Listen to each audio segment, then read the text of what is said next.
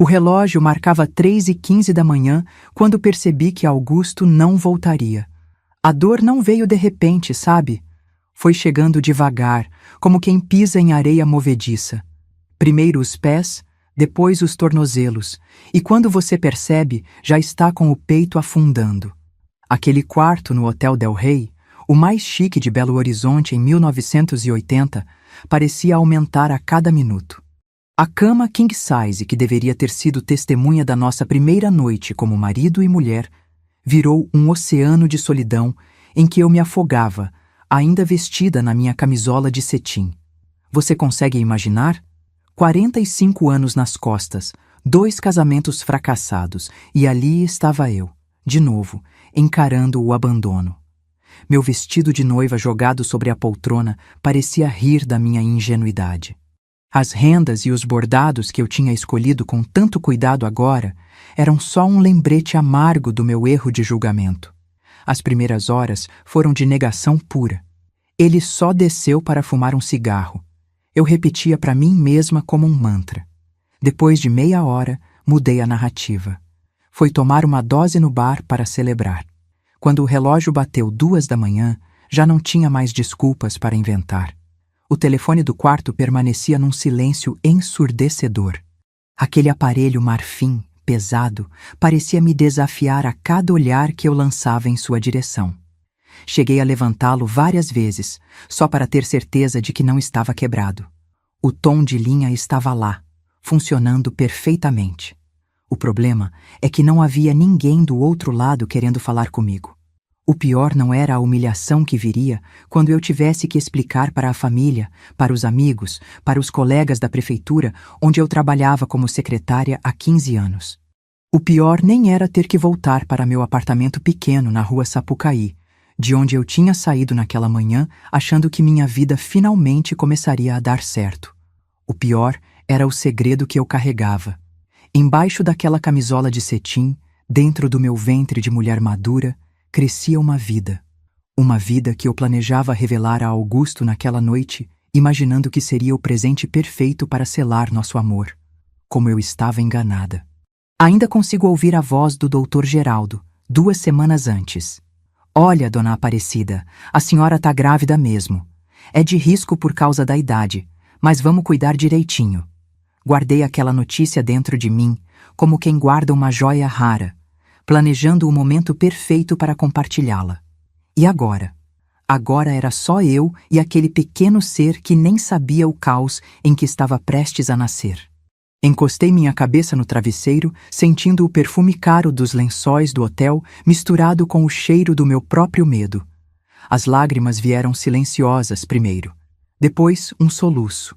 E então, como uma represa que se rompe, desabei num choro que parecia não ter fim. Sabe quando dizem que a vida é uma professora implacável? Eu já tinha feito 2 cursos intensivos antes daquela noite no Del Rey. Meu primeiro casamento aconteceu quando eu tinha apenas 17 anos. Era 1952, e meninas da minha idade não tinham muitas opções além de se casar. Arnaldo era 15 anos mais velho, um homem de respeito, segundo meu pai, com um emprego estável nos Correios. Uma segurança para o seu futuro, Cidinha. Mamãe repetia enquanto ajustava meu vestido simples de noiva. O que ninguém me contou é que segurança viria com um preço, ser tratada como uma mistura de empregada e criança incapaz.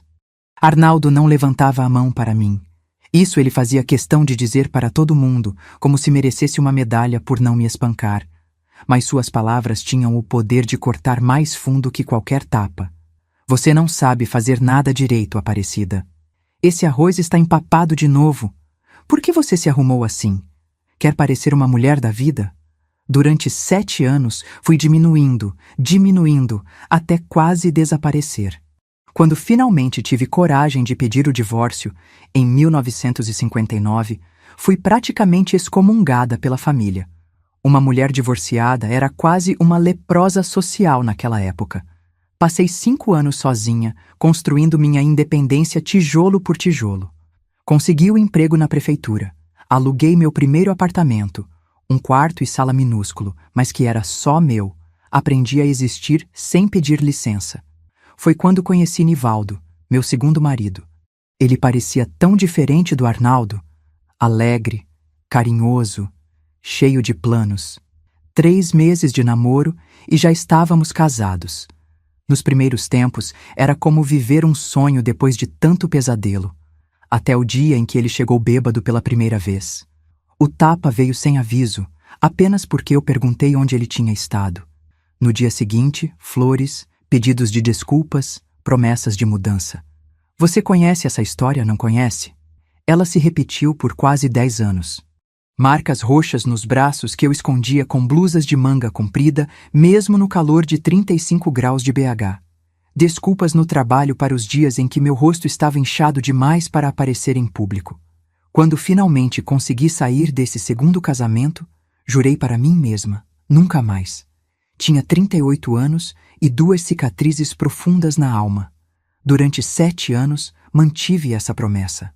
Construí uma rotina confortável, fiz amizades verdadeiras, me tornei a secretária de confiança do departamento de obras da prefeitura. Nas noites de domingo, tomava um vinho sozinha na varanda do meu apartamento e pensava: isso é felicidade suficiente. Até conhecer Augusto. Ele apareceu na prefeitura para resolver uma questão de alvará para sua revendedora de carros na Avenida Amazonas. Não foi amor à primeira vista. Foi algo mais sutil. Uma conversa educada, um comentário inteligente, um olhar que parecia me ver de verdade. Nosso primeiro encontro foi num restaurante simples no centro. Augusto tinha 57 anos, cabelos grisalhos nas têmporas, uma postura de quem sabe seu lugar no mundo, nada de gestos grandiosos ou declarações exageradas. Apenas conversas honestas, respeito constante, pequenas gentilezas que foram reconstruindo minha confiança. Você é uma mulher extraordinária, Aparecida, ele me disse após 6 meses de namoro. Quero construir algo sólido com você. A pedra que ele colocou no meu dedo não era grande nem chamativa, mas representava uma promessa que parecia finalmente alcançável. A de um amor maduro, sem jogos, sem dor. Eu já não era mais uma menina sonhadora.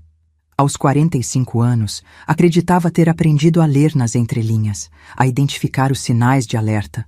Com Augusto não havia nenhum. Ou pelo menos, eu não conseguia enxergar. Ainda lembro das palavras da minha mãe quando contei que ia me casar pela 3ª vez. Menina, você já tem 45, não dá mais para ficar escolhendo. Como se eu tivesse alguma vez na vida tido o privilégio da escolha. Como se eu estivesse sendo exigente demais por querer apenas respeito e companheirismo. Naquela época, eu trabalhava com Glorinha, que se tornaria minha vizinha do 302. Foi ela quem organizou meu chá de panela surpresa com todas as colegas da prefeitura. Dessa vez vai dar certo, Cida, ela garantiu, enquanto me entregava um conjunto de toalhas bordadas à mão. Queria tanto acreditar nela. E acreditei. Por 2 anos de namoro, acreditei que finalmente havia encontrado um porto seguro.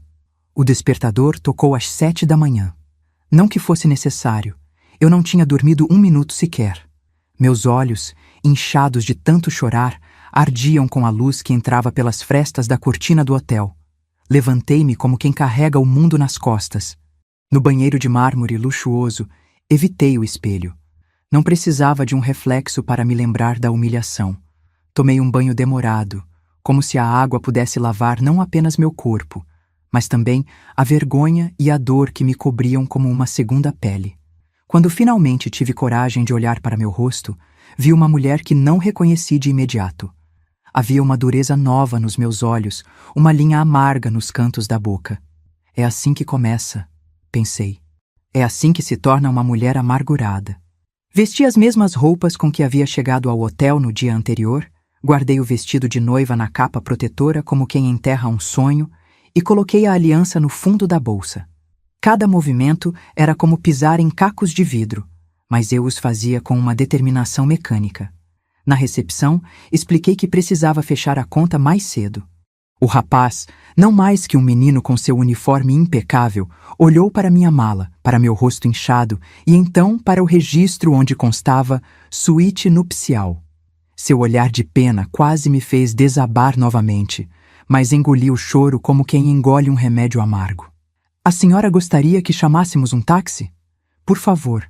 Aqueles minutos de espera no saguão foram uma eternidade. Cada pessoa que passava parecia olhar para mim e saber: a mulher abandonada, a noiva rejeitada. Aqui não foi suficiente. Eu queria me tornar invisível, me dissolver no ar como a fumaça dos cigarros que os hóspedes fumavam despreocupadamente. O trajeto de volta para meu apartamento na rua Sapucaí foi feito em silêncio. O motorista tentou puxar conversa 2 ou 3 vezes, mas meus monossílabos o desestimularam. Pela janela do carro, Belo Horizonte parecia diferente, como se a cidade inteira tivesse mudado durante a noite. Ou talvez fosse eu quem estivesse vendo tudo com outros olhos. Entrei no meu prédio pela porta dos fundos, rezando para não encontrar ninguém. Arrastei minha mala pelos degraus, recusando-me a usar o elevador onde poderia ficar presa com algum vizinho curioso. No corredor do 3º andar, quase consegui chegar à minha porta sem ser notada. Cida? É você mesmo? A voz de Glorinha me alcançou como um laço. Me virei lentamente, tentando compor uma expressão que não denunciasse o tsunami que me destruía por dentro. Ué, mas já voltou da lua de mel? Cadê o Augusto? As palavras ficaram presas na minha garganta. Como explicar? Como dizer em voz alta que o homem com quem me casei há menos de 24 horas tinha desaparecido sem deixar rastros? Ele não está comigo. Glorinha se aproximou, seu rosto redondo e bondoso marcado pela confusão e depois pela compreensão. Sem dizer mais nada, pegou a chave da minha mão trêmula, abriu minha porta e me conduziu para dentro como quem guia uma criança perdida. Vou fazer um café bem forte para nós. A gente conversa depois, se você quiser. Foi só quando ela disse isso que percebi. Eu precisaria explicar. Não apenas para Glorinha, mas para todos. Para minha família, para meus colegas de trabalho, para os amigos que haviam estado na cerimônia simples, mas elegante, que tínhamos realizado na capela do Colégio Santo Agostinho. O peso dessa realização quase me derrubou ali mesmo, no meio da sala. Glorinha, consegui dizer, minha voz embargada. Por favor, não conta para ninguém o que aconteceu. Pelo menos não agora. Ela assentiu, seus olhos cheios de uma compaixão que me doía quase tanto quanto o abandono. Pode deixar, Cida. Não vou falar nada. Mas nós duas sabíamos a verdade. Em Belo Horizonte, especialmente nos anos 80, as notícias corriam mais rápido que o Ribeirão Arrudas em dia de chuva. Seria apenas questão de tempo até todos saberem. E enquanto o café passava, enchendo o meu pequeno apartamento com seu aroma familiar, me permiti pensar no que ninguém ainda sabia, no segredo que crescia dentro de mim, na vida que eu agora teria que proteger sozinha. Como eu explicaria a uma criança que seu pai nos abandonou antes mesmo de saber que ela existia? Como eu enfrentaria os olhares de julgamento, os cochichos maldosos, as portas que se fechariam para uma mulher grávida e largada? E mais importante, como eu sobreviveria a essa dor que parecia grande demais para caber dentro do meu peito? Coloquei a mão sobre meu ventre ainda liso, sentindo uma mistura de terror e determinação. Não era mais apenas por mim que eu precisava ser forte agora. Nós vamos ficar bem, sussurrei para aquela vida minúscula que ainda não podia me ouvir. De alguma forma, nós vamos ficar bem. A primeira semana após o abandono passou como um pesadelo em câmera lenta. Eu me arrastava pelo apartamento como uma sombra, incapaz de comer mais que algumas colheradas de canjica que Glorinha insistia em trazer. O telefone tocava, mas eu não atendia. Algumas vezes reconheci a voz da minha mãe na secretária eletrônica, perguntando como tinha sido a lua de mel. Outras vezes eram colegas da prefeitura, confusos com minha ausência prolongada sem aviso. Cada toque daquele aparelho era como uma facada. Eu sabia que uma hora teria que responder, teria que explicar. Mas não conseguia reunir forças nem para ensaiar o que diria. No 8º dia, acordei com batidas firmes na porta. Não era Glorinha. Ela tinha uma batida mais suave, quase tímida. Estas eram determinadas, insistentes. Aparecida, abre essa porta. Eu sei que você tá aí dentro. A voz da minha irmã Dolores atravessou a madeira e atingiu meu coração como um raio de luz atravessa a escuridão. Minha caçula, 10 anos mais nova, sempre foi o oposto do seu nome. Nada de dores, só alegria e determinação. Abri a porta sem forças para resistir. Dolores entrou como um vendaval, carregando 2 malas grandes e uma expressão que misturava preocupação e resolução. Jesus amado, olha o estado de você, ela exclamou, colocando as mãos em meus ombros e me examinando de cima a baixo. Tá parecendo um fantasma, Cida. Não consegui responder.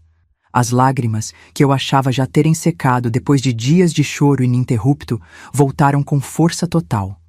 A Glorinha me ligou em Santa Luzia, ela explicou enquanto me guiava para o sofá. Não contou detalhes, só disse que você estava precisando de mim. Larguei tudo lá e vim, e pelo jeito foi bem a tempo. Nos próximos minutos, como uma represa que finalmente se rompe após dias de pressão, contei tudo para minha irmã. O casamento, a noite no hotel, a espera interminável, o abandono silencioso. Contei sobre a vergonha, o medo, a humilhação pública que estava por vir. E, finalmente, com a voz quase sumindo, contei sobre a gravidez. Dolores ficou em silêncio por tanto tempo que achei que tinha cometido um erro. Talvez ela, tão católica e tradicional como o resto da família, me julgasse como todos em breve fariam. Quando finalmente falou, sua voz estava baixa, controlada. Aquele desgraçado sabe disso? Da gravidez? Não. Ia contar na noite de núpcias. Ela levantou-se do sofá com os punhos cerrados.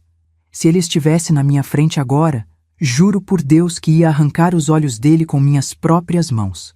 A ferocidade da minha irmã, sempre sorridente, me pegou de surpresa. Senti algo morno se acender dentro do meu peito. Não era esperança ainda, talvez apenas o conforto de não estar completamente sozinha. Agora escuta aqui, Dolores disse, ajoelhando-se à minha frente e segurando minhas mãos. Eu não vou deixar você afundar desse jeito, Cida. Pensa no bebê. Essa criança não pediu para vir ao mundo, muito menos para passar por isso. Mas ela vai vir, e ela precisa de uma mãe forte. Não sei se consigo ser forte agora, Lola, confessei, usando o apelido de infância dela. Então, eu sou forte por nós duas até você recuperar suas forças. Naquela mesma tarde, Dolores transformou meu apartamento e minha rotina.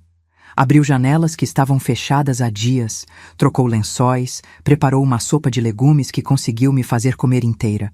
Ligou para a prefeitura, inventou uma história sobre eu ter contraído uma infecção forte durante a lua de mel e pediu licença médica. Mais importante, ela se mudou para meu apartamento pequeno, dormindo num colchão improvisado na sala. Voltei definitivamente para BH, declarou, sem aceitar argumentos. Já estava planejando mesmo. Aquela Santa Luzia é pequena demais para o meu espírito. Sabíamos que era mentira. Dolores amava sua vida tranquila no interior, seu emprego como professora primária, sua independência. Mas ela estava disposta a sacrificar tudo isso por mim, e essa revelação foi o primeiro momento em que senti que talvez, apenas talvez, eu pudesse sobreviver àquela dor. 2 semanas depois da chegada de Dolores, ainda não tinha saído do apartamento, exceto para ir ao médico para confirmar que a gravidez seguia bem, apesar do estresse. O bebê é forte, garantiu o Dr. Geraldo com um sorriso gentil que não conseguia esconder completamente sua preocupação comigo. Naquela manhã de quarta-feira, estava sentada na pequena varanda, observando a vida acontecer na rua Sapucaí, quando o carteiro chegou. Dolores atendeu a porta e voltou com um envelope amarelo grande nas mãos, o nome de um escritório de advocacia impresso no canto superior. É para você, Cida, ela disse, hesitante. Quer que eu abra? Balancei a cabeça e estendi a mão. Algo me dizia exatamente o que estava dentro daquele envelope, e precisava enfrentar isso com meus próprios olhos. Com dedos trêmulos, rompi o selo e retirei um maço de papéis. Papéis de divórcio já assinados por Augusto. A data indicava que haviam sido preparados apenas 3 dias após nosso casamento. Na última página, preso por um clipe, havia um envelope menor, com meu nome escrito naquela letra miúda e inclinada que eu tinha achado tão elegante quando ele me escrevia bilhetes durante o namoro. O coração martelando no peito, abri a carta. Aparecida, sei que nenhuma explicação será suficiente para justificar o que fiz. Não espero seu perdão, apenas quero que entenda que o problema nunca foi você. A verdade é que vivo uma mentira há mais de 40 anos. Cresci numa família tradicional onde não havia espaço para ser diferente. Tentei durante toda a minha vida ser o que esperavam de mim. Casei-me jovem, tive um casamento de aparências que durou 22 anos, até minha ex-esposa não aguentar mais a farsa e me deixar. Quando te conheci, achei que poderia finalmente construir algo verdadeiro. Você é uma mulher extraordinária, Aparecida, e merece alguém que te ame completamente. Tentei convencer a mim mesmo que poderia ser esse homem, que poderia deixar para trás minha verdadeira natureza. Na noite de núpcias, a realidade me atingiu como um trem desgovernado. Não consegui. Não conseguiria nunca. E seria uma crueldade ainda maior continuar enganando você, construir uma vida baseada numa mentira. Fugi com Ronaldo. Sim, meu sócio da concessionária. Estamos juntos, de verdade, pela primeira vez na vida. Sei que isso deve tornar a situação ainda mais dolorosa para você, e por isso peço desculpas. Nunca quis te machucar. Achei sinceramente que poderia mudar. Estou deixando a concessionária e a casa para você, como forma de compensação. Os documentos seguirão em breve. É o mínimo que posso fazer depois do dano que causei. Com sincero arrependimento, Augusto.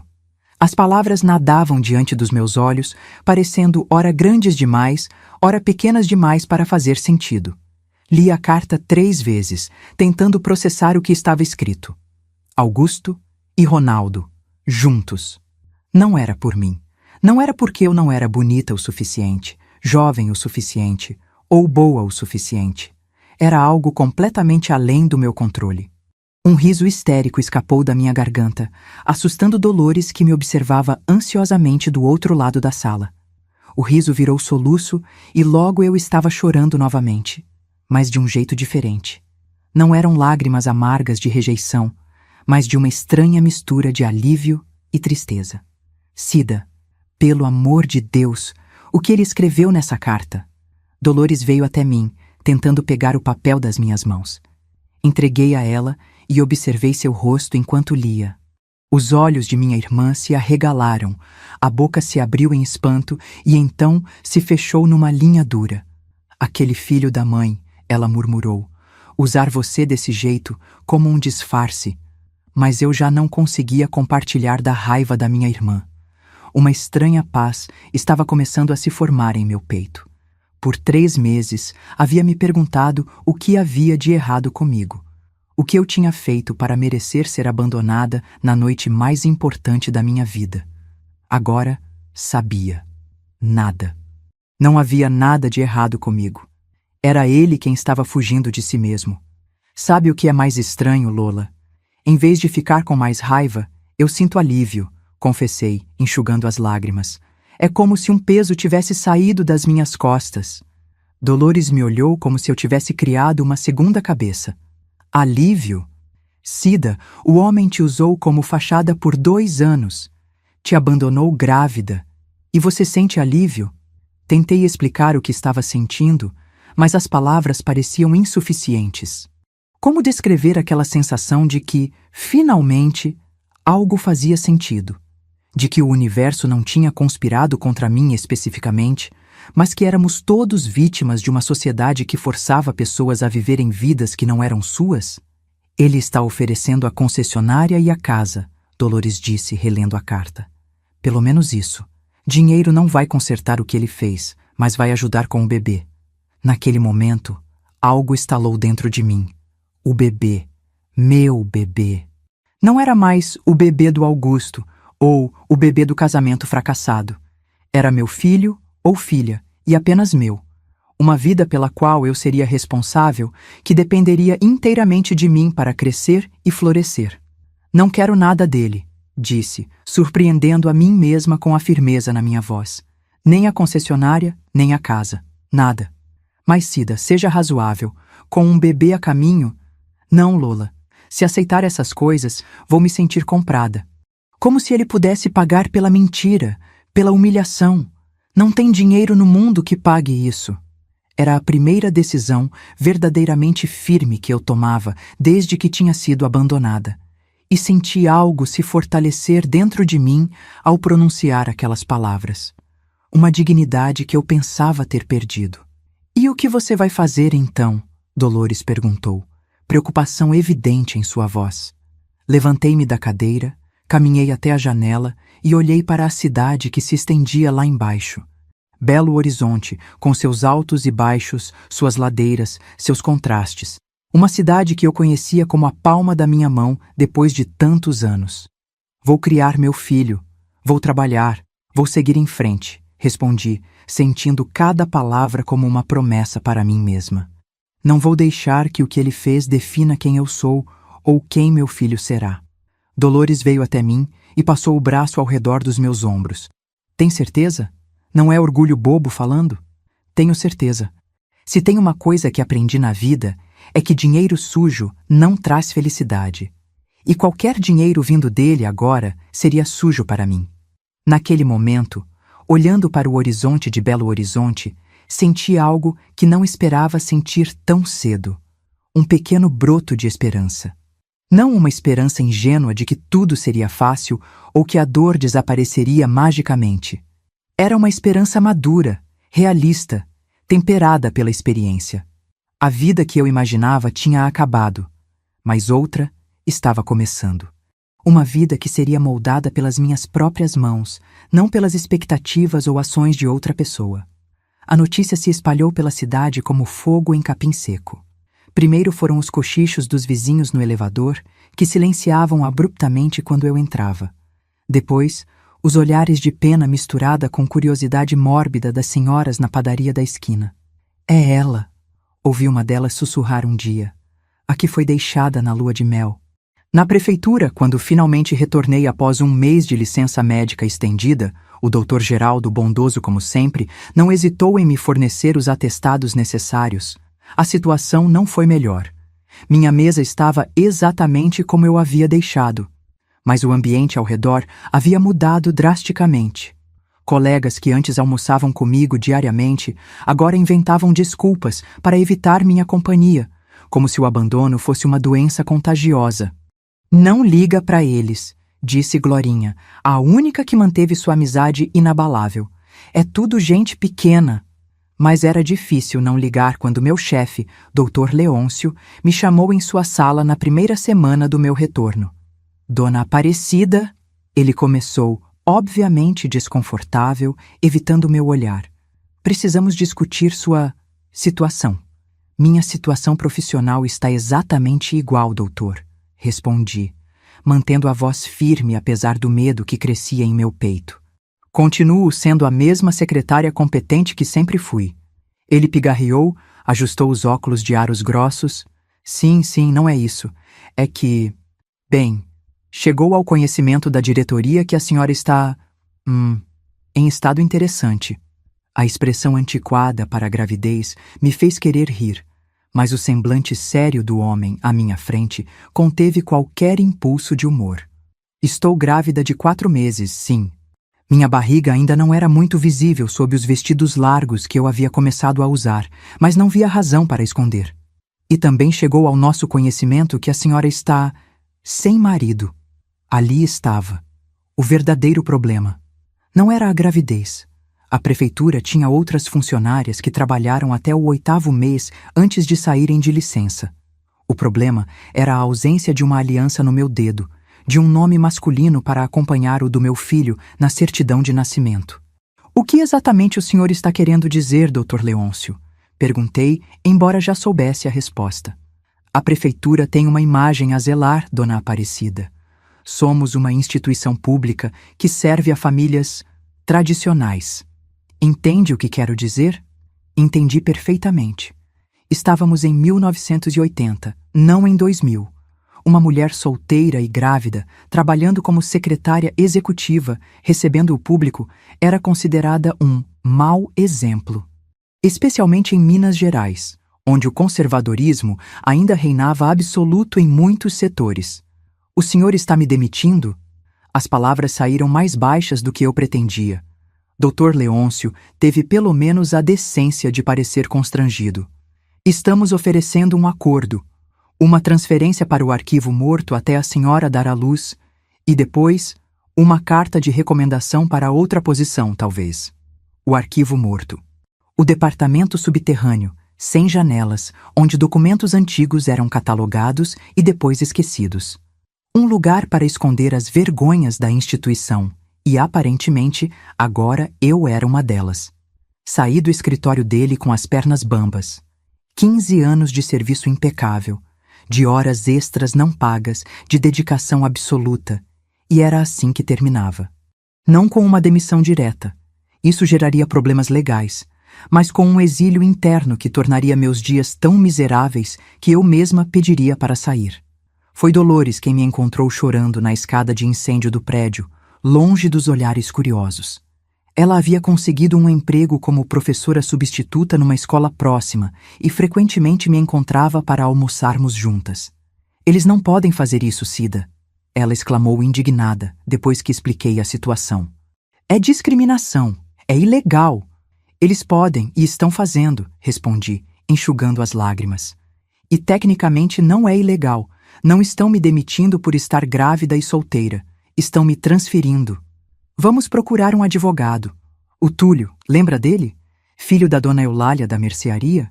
Ele se formou em direito, pode nos ajudar. Mas eu sabia que seria uma batalha perdida.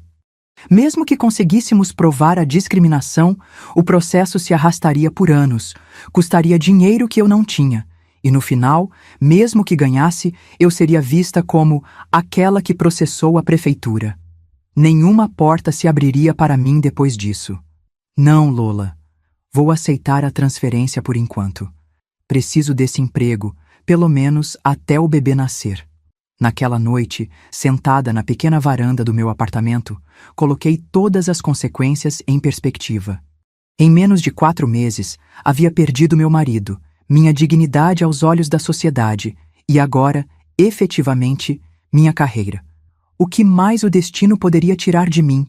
Como se respondesse à minha pergunta não formulada, senti uma fisgada aguda no ventre. Uma dor tão súbita e intensa que quase me fez dobrar ao meio. Dolores! Gritei, o pânico subindo pela minha garganta. Dolores, algo está errado com o bebê. É normal, garantiu o doutor. Geraldo, após me examinar na emergência do Hospital Felício Roxo. São apenas contrações de Braxton Hicks. O corpo se preparando para o parto, mas ainda falta muito tempo. O alívio que senti foi tão intenso que comecei a chorar novamente. A ideia de perder aquele bebê, a única coisa que ainda me ligava a um futuro que valia a pena lutar, era insuportável. Mas vocês precisam tomar cuidado com o estresse, continuou o médico, ajustando os óculos e olhando severamente para mim e Dolores. Gravidez aos 45 anos já é de risco por si só. Com estresse adicional, o risco aumenta consideravelmente. Como evitar o estresse quando minha vida estava desmoronando ao meu redor? Quis perguntar, mas apenas assenti, prometendo me cuidar melhor. Nas semanas seguintes, me adaptei à vida no arquivo morto da prefeitura. As horas se arrastavam enquanto eu catalogava documentos cobertos de poeira, em uma sala sem janelas, iluminada apenas por lâmpadas fluorescentes que zumbiam irritantemente o dia todo. Minha única companhia era o Sr. Adelino, um senhor de quase 70 anos que trabalhava ali há tanto tempo que parecia ter se tornado parte do mobiliário.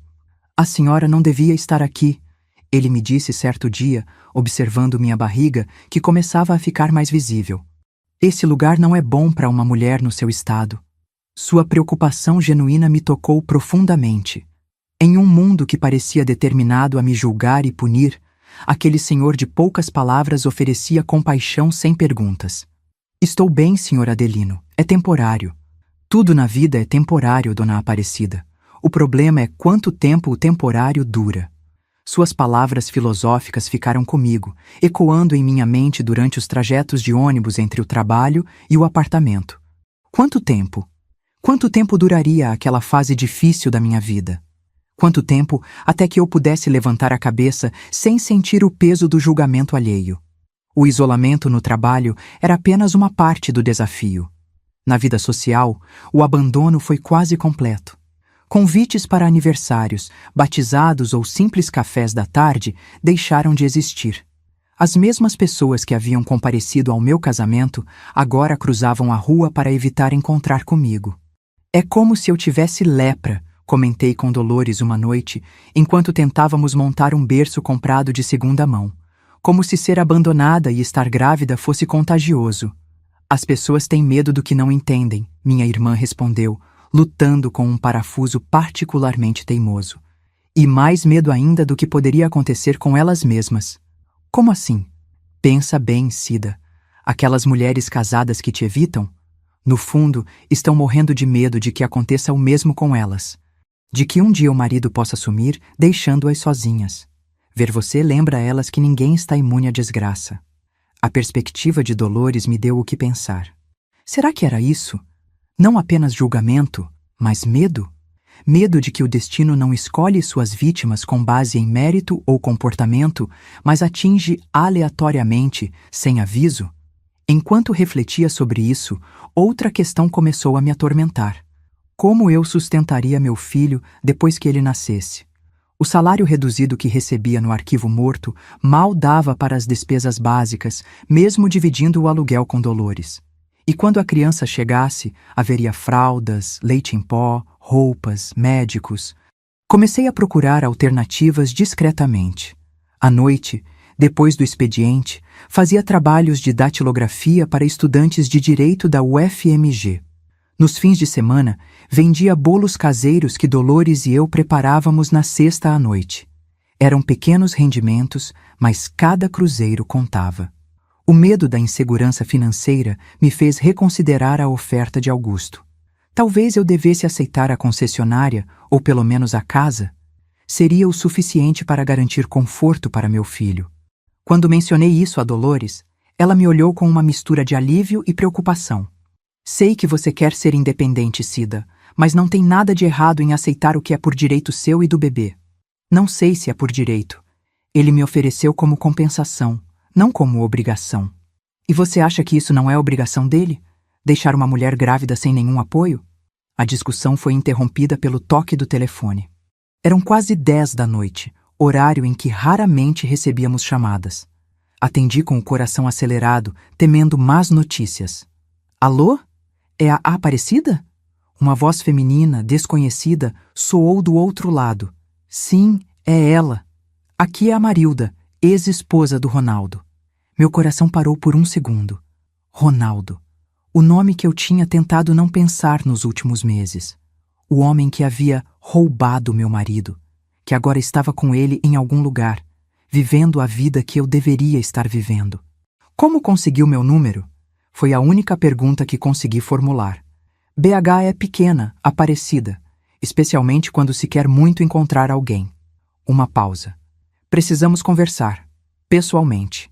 Não sei se é uma boa ideia, respondi, segurando o telefone com tanta força que meus dedos doeram. O que temos para conversar? Mais do que você imagina, Marilda respondeu, sua voz suave, mas determinada. Olha, estou no Mercado Central amanhã às 10, no bolão. Se você vier, bem. Se não vier, eu entendo também. Desliguei sentindo como se o chão tivesse desaparecido sob meus pés. Dolores me olhava ansiosamente, esperando uma explicação. Era a ex-esposa do Ronaldo. Quer se encontrar comigo amanhã? O Ronaldo? O homem que... Dolores não completou a frase, mas não era necessário. Sim, esse mesmo. Você não vai, né, Cida? O que essa mulher quer com você? Essa era a pergunta que não saía da minha cabeça. O que Marilda poderia querer comigo? Seria algum tipo de confronto? Uma tentativa de dividir a dor de ter sido trocada? Ou algo mais sinistro? Acho que vou, respondi, surpreendendo a mim mesma com a decisão. Preciso entender o que está acontecendo. Na manhã seguinte, enfrentei o ônibus lotado até o centro de Belo Horizonte, sentindo o bebê se mexer inquieto dentro de mim, como se compartilhasse da minha ansiedade. Estava no 6º mês de gravidez, e minha barriga já era impossível de esconder, atraindo olhares curiosos dos passageiros. O Mercado Central estava em plena atividade quando cheguei. O ar perfumado por queijos, doces, ervas e café fresco. Normalmente, aquele lugar me trazia alegria com suas cores e sons, mas naquele dia tudo parecia ameaçador. Encontrei o bolão facilmente, um café pequeno e aconchegante num dos cantos do mercado. Sentada numa mesa ao fundo, Uma mulher acenou discretamente para mim. Reconheci Marilda de fotos que havia visto durante o casamento. Ronaldo tinha uma foto dela com os filhos em sua mesa na concessionária. Era uma mulher bonita, com cabelos castanhos curtos e olhos vivos. Parecia mais jovem do que eu sabia que era. Devia ter por volta dos 40 anos. Quando me aproximei, pude ver a sombra das olheiras sob a maquiagem discreta, os sinais de noites mal dormidas que eu conhecia tão bem. Aparecida, ela disse, levantando-se para me cumprimentar. Obrigada por vir. Sentei-me desajeitadamente, sentindo o peso da barriga e da situação. O que você quer comigo, Marilda? Perguntei diretamente, sem energia para amenidades. Ela pediu 2 cafés antes de responder. Quando o garçom se afastou, olhou diretamente nos meus olhos. Eu já sabia, ela me contou depois do segundo cafezinho, mas não tinha coragem de te contar antes do casamento. Me desculpa, Cida. Naquele momento, algo desabou dentro de mim. A raiva que eu vinha segurando, não pelo abandono, mas pela mentira, pela humilhação pública, finalmente encontrou um lugar para ir. Você sabia? Repeti, incapaz de processar completamente o que ela acabava de confessar. Sabia que Augusto e Ronaldo? Ela assentiu, baixando os olhos para a xícara. Ronaldo e eu nos divorciamos há 3 anos, mas não foi a primeira vez que ele esteve com outro homem. Eu descobri no início do nosso casamento, mas ficamos juntos pelos filhos, por aparências. Era um acordo tácito. Ela tomou um gole de café. Quando Augusto entrou na sociedade da concessionária, percebi imediatamente o que estava acontecendo, a maneira como Ronaldo falava dele. E você não achou que eu deveria saber? As palavras saíram mais afiadas do que pretendia, cortando o ar entre nós. Que eu tinha o direito de não embarcar num casamento condenado? Marilda encolheu-se ligeiramente, mas manteve a compostura. Me coloca no meu lugar, Aparecida. Uma desconhecida aparecer para te dizer que seu noivo provavelmente está interessado no sócio dele? Você acreditaria? Ou pensaria que eu era apenas uma ex-esposa amarga tentando arruinar a felicidade alheia? Ela tinha razão, e isso apenas aumentou minha frustração. Eu não teria acreditado. Teria defendido Augusto com unhas e dentes, convencida de que nosso amor era verdadeiro e forte. Então por que está aqui agora? O estrago já está feito. Porque você merece saber toda a verdade e porque... Ela hesitou, respirando fundo. Porque estou tentando me redimir de alguma forma. Me dizer que você sabia que eu seria abandonada, mas ficou quieta, é sua forma de redenção? Não. Te contar o que sei sobre os planos deles é... Meu coração acelerou. Que planos?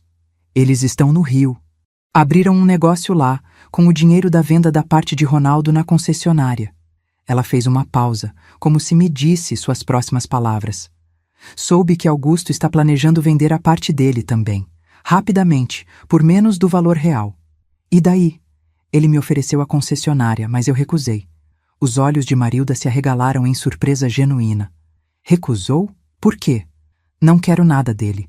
Nada que me lembre da humilhação, da mentira. Aparecida, ela disse, inclinando-se para a frente, a voz baixa e urgente. Não é só sobre você agora. É sobre seu filho também. Instintivamente, coloquei a mão sobre minha barriga.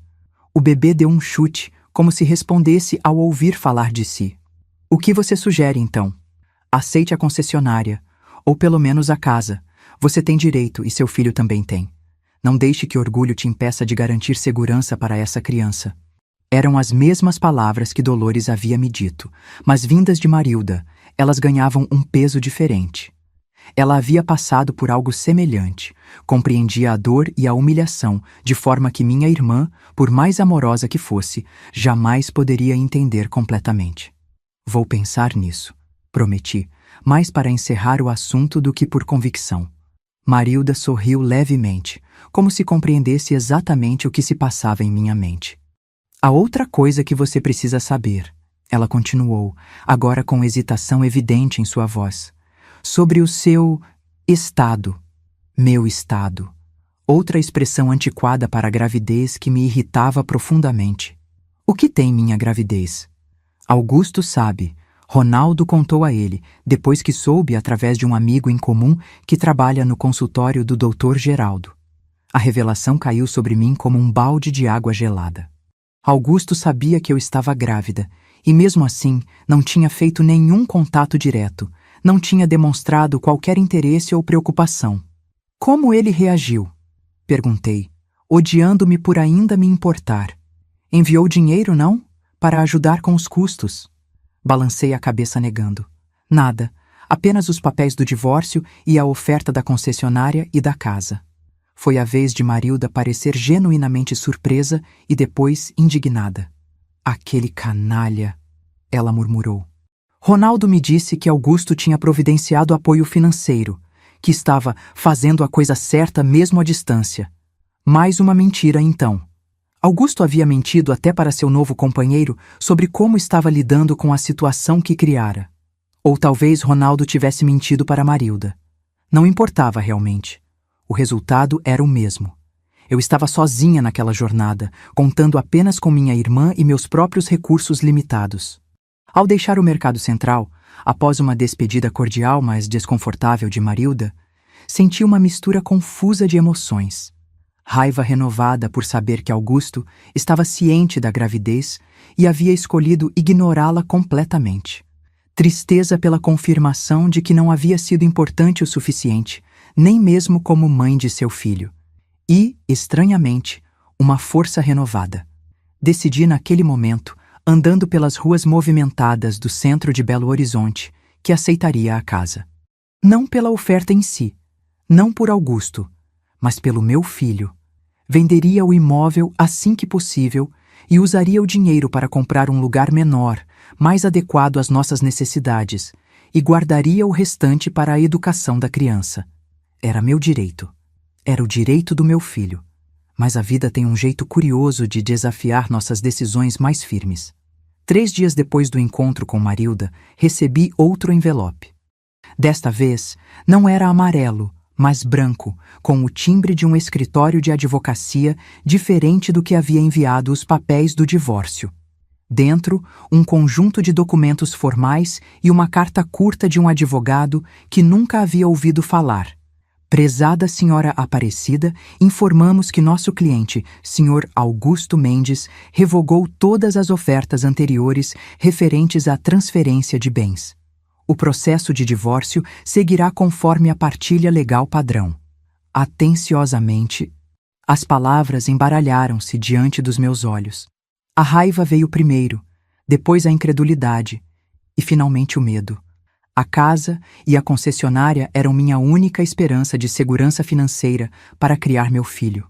E agora, com um simples documento, Augusto havia retirado até isso. Ele não pode fazer isso, insistiu Dolores, lendo e relendo a carta como se pudesse mudar seu conteúdo pela força de vontade. Foi uma promessa formal. Deve ter algum valor legal. A promessa estava apenas na carta pessoal, não nos documentos legais, expliquei, com uma calma que não sentia. Legalmente, ele não tem obrigação de me dar nada além do que determina a lei para um casamento tão curto. E o bebê? Ele não tem responsabilidade nenhuma? Ele teria, se reconhecesse a paternidade.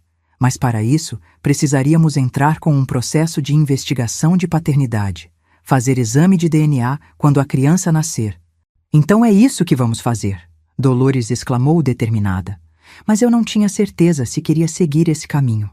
A ideia de arrastar meu filho para um processo legal, de forçar um vínculo com um homem que claramente não queria nenhuma conexão conosco, parecia errada de alguma forma.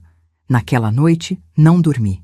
Fiquei acordada sentindo meu bebê se mexer, conversando silenciosamente com ele ou ela.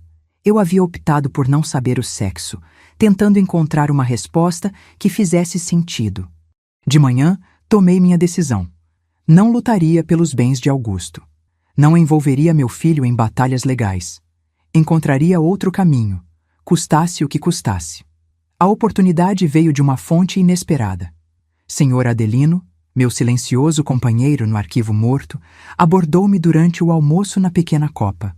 Dona Aparecida, a senhora sabe datilografar bem, não é? Sim, trabalho com isso há anos. E tem boa ortografia, conhecimento de gramática. Digamos que sim, respondi, intrigada com o rumo da conversa. Por quê? Minha filha trabalha numa editora pequena, a Claridade. Eles estão precisando de alguém para revisar manuscritos. Trabalho que pode ser feito em casa, sabe? A pessoa leva os originais, corrige, devolve. Meu coração acelerou com a possibilidade. Um trabalho que eu poderia fazer em casa, após o nascimento do bebê, sem depender do emprego na prefeitura que, de qualquer forma, provavelmente perderia em breve. O senhor acha que eu teria chance? Com certeza. Vou falar com a Lucinha hoje mesmo. Se a senhora quiser, claro. Aquela pequena faísca de esperança foi suficiente para me dar forças para enfrentar os dias seguintes. Uma semana depois, estava sentada na sala modesta da editora Claridade, conversando com Lucinha, uma mulher de cerca de 30 anos, com olhos gentis por trás de óculos grossos. Papai falou muito bem da senhora, ela disse, após me explicar o trabalho. E pelo teste que fez aqui, vejo que tem o olhar afiado que precisamos. Quando pode começar? Imediatamente, respondi sem hesitar. O trabalho pagava por página revisada. Não era muito, mas somado ao que eu ainda recebia na prefeitura, ajudaria a compor uma renda minimamente digna. Mais importante, era algo que eu poderia continuar fazendo após o parto, quando o bebê estivesse dormindo. Nos 2 meses seguintes, desenvolvi uma rotina exaustiva. Trabalhava no arquivo morto durante o dia, revisava manuscritos à noite, às vezes até a madrugada. Meus olhos ardiam. Minhas costas doíam com o peso da gravidez avançada, mas havia uma satisfação profunda em cada página concluída, em cada cruzeiro guardado para o futuro do meu filho. Dolores me ajudava como podia, assumindo mais tarefas domésticas, massageando meus pés inchados à noite, incentivando-me quando o cansaço parecia insuportável. Você é a pessoa mais forte que conheço, Cida, ela me dizia. Essa criança tem sorte de ter você como mãe. No 8º mês, aconteceu o inevitável. Dr. Leôncio me chamou novamente em sua sala. Dona Aparecida, a senhora precisa entrar em licença maternidade agora. Seu estado já está... Ele gesticulou vagamente para minha barriga enorme, avançado demais para continuar trabalhando. Mas, doutor, ainda tenho algumas semanas antes da data prevista. E preciso desse salário. Ele pigarreou, desconfortável como sempre ao tratar comigo. São ordens de cima, entende? Já fiz vista grossa por tempo demais. Saí da prefeitura naquele dia sabendo que provavelmente nunca mais voltaria.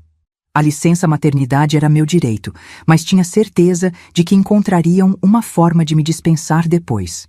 Fui embora sem me despedir de ninguém, exceto do Sr. Adelino, a quem agradeci novamente pela oportunidade da editora. A senhora vai se sair bem, ele disse, com uma confiança que eu queria muito compartilhar. Tem fibra. Em casa, intensifiquei o trabalho com os manuscritos, aceitando mais volumes do que conseguia revisar confortavelmente.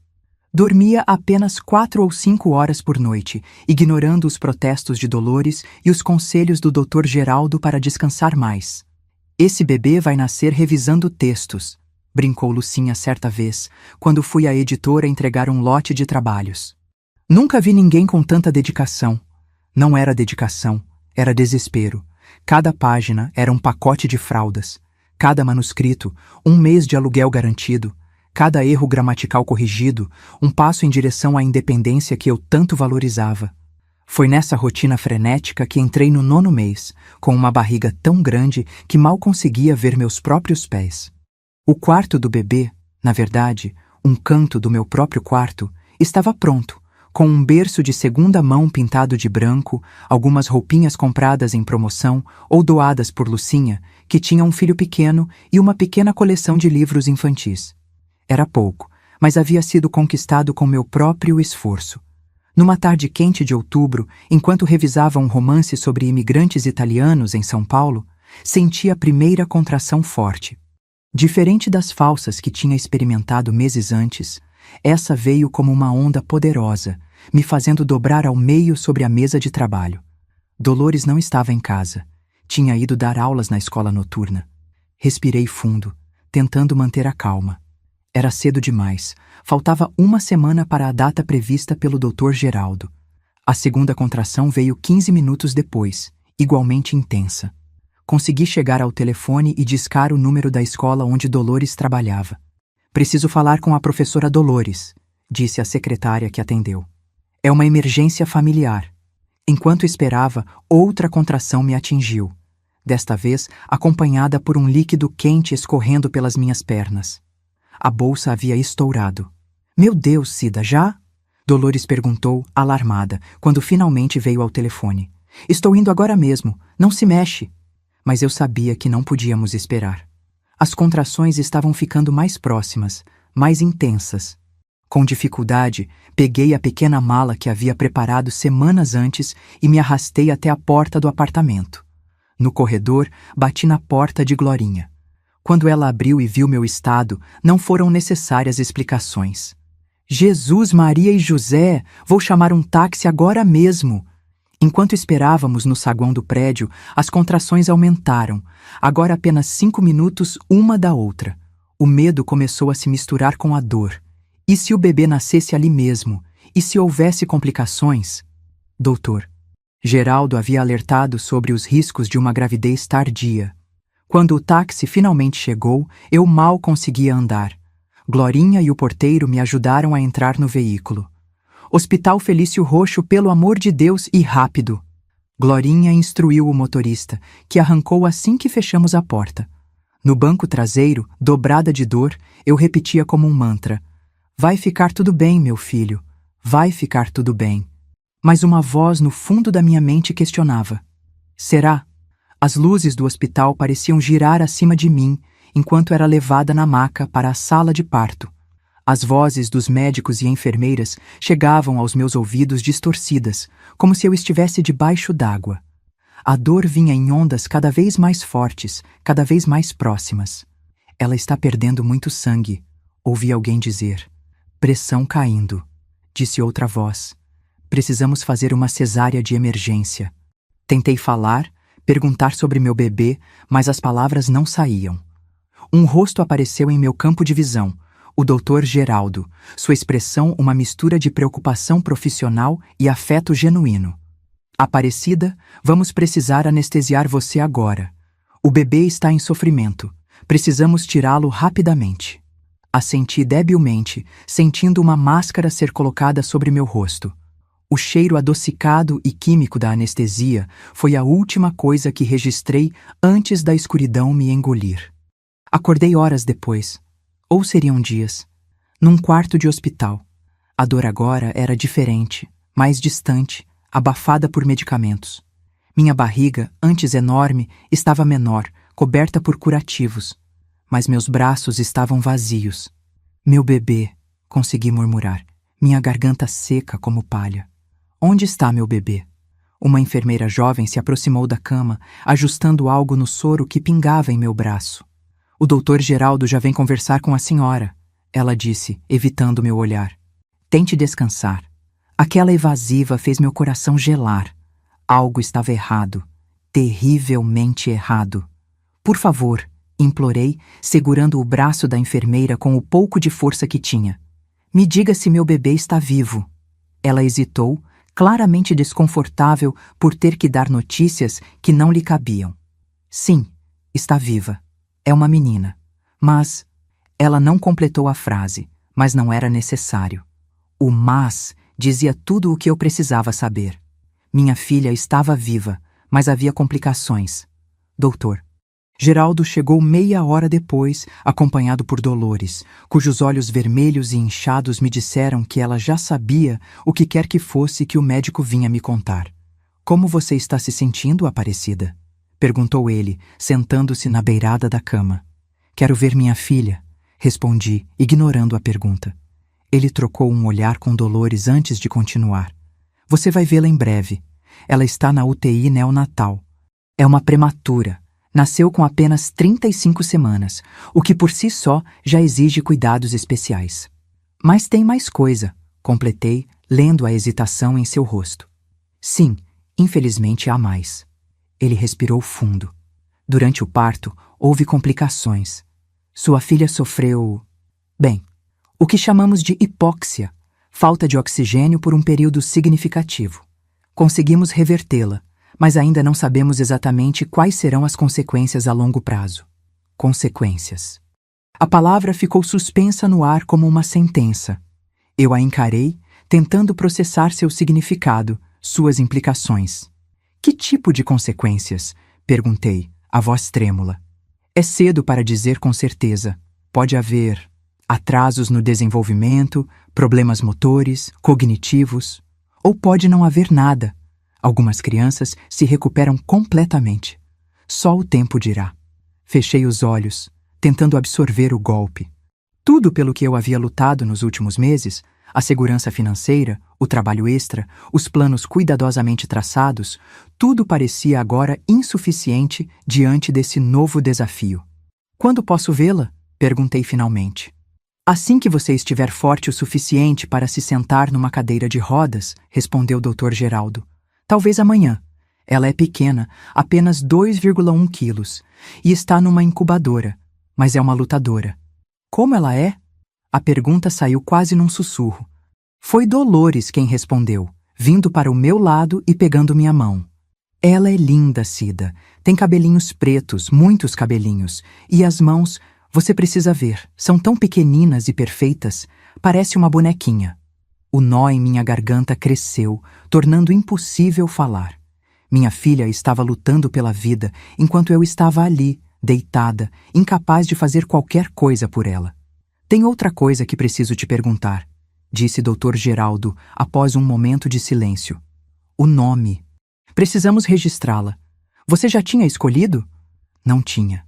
Na verdade, havia evitado deliberadamente escolher um nome, como se nomear a criança tornasse real demais a responsabilidade que eu enfrentaria sozinha.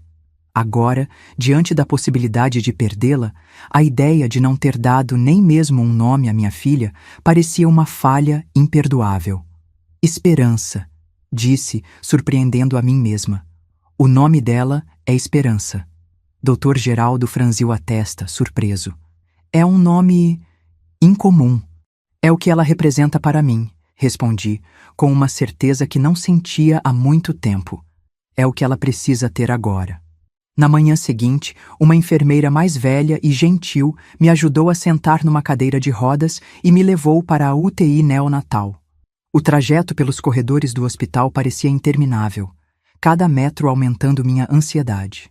A UTI era um mundo à parte, silenciosa, exceto pelos bips constantes dos monitores, iluminada por luzes suaves, habitada por incubadoras onde pequenas vidas lutavam suas primeiras batalhas. Ali! A enfermeira apontou, guiando minha cadeira para uma incubadora próxima à parede. E então eu a vi, minúscula, fragilíssima, conectada a tubos e fios que pareciam grandes demais para seu corpinho. A pele ainda avermelhada, os olhos fechados, o peito subindo e descendo em respirações rápidas e superficiais. Minha filha, sussurrei, colocando a mão na parede de acrílico que nos separava. Minha esperança. Como se tivesse ouvido, ela abriu os olhos, escuros, indecifráveis, e pareceu olhar diretamente para mim. Foi apenas um instante antes que eles se fechassem novamente. Mas aquele breve contato acendeu algo dentro de mim que eu não sabia que ainda existia. Uma determinação feroz, primitiva. Naquele momento, fiz uma promessa silenciosa à minha filha e a mim mesma. Não importava quais fossem os desafios que enfrentaríamos, financeiros, médicos, sociais. Eu encontraria forças para superá-los. Não permitiria que minha esperança crescesse sentindo-se menos amada ou menos capaz por causa das circunstâncias de seu nascimento. Eu vou estar aqui, prometi, as palavras mal audíveis. Não vou a lugar nenhum. Vamos enfrentar isso juntas. Os dias seguintes foram um borrão de visitas à UTI, conversas com médicos, noites insones e preocupações constantes. Esperança estava estável, mas frágil. Cada pequeno progresso, ganhar alguns gramas, respirar um pouco mais por conta própria, era celebrado como uma grande vitória.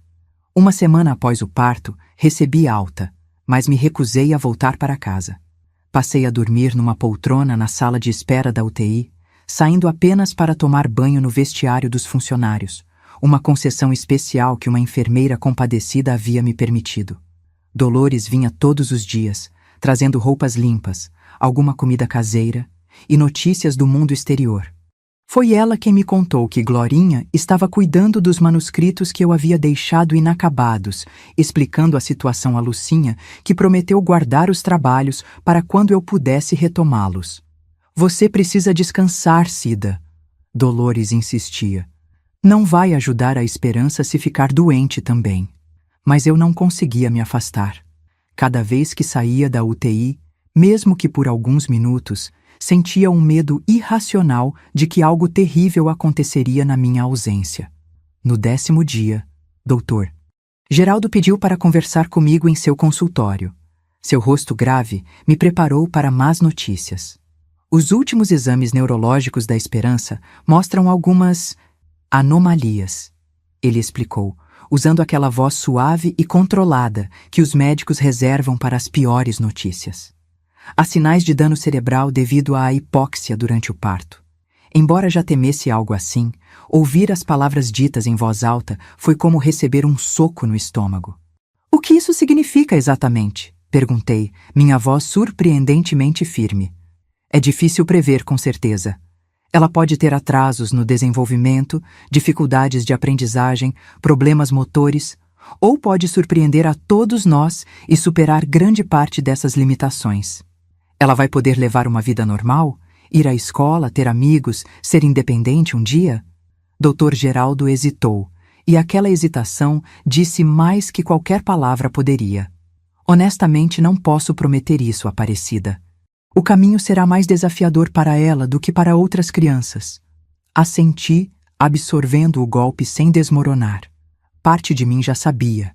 Tinha pressentido nas longas horas observando minha filha na incubadora, notando pequenas diferenças em seus movimentos, em suas reações. O que podemos fazer para ajudá-la? Estimulação precoce, fisioterapia, acompanhamento constante com especialistas. Ele fez uma pausa. Tudo isso tem custos, Aparecida. Custos que o sistema público nem sempre consegue cobrir adequadamente. Custos. Sempre voltávamos a isso. O dinheiro que eu não tinha, os recursos que seriam necessários para dar à minha filha todas as chances possíveis. Vou encontrar um jeito, respondi, com uma convicção que vinha das profundezas do meu ser. Farei o que for preciso. Quando saí do consultório, uma decisão já estava tomada em meu coração. Era hora de engolir o orgulho, de fazer o que fosse melhor para a Esperança, não para mim. Pedi para usar o telefone da recepção e disquei um número que havia memorizado meses antes, quando ainda acreditava que nunca precisaria usá-lo. Escritório do Dr. Mendonça, atendeu uma voz feminina. Gostaria de falar com o advogado, por favor. Diga que é Aparecida Ramos, sobre o caso do Sr. Augusto Mendes. Você acompanhou até aqui minha jornada de abandono e resistência.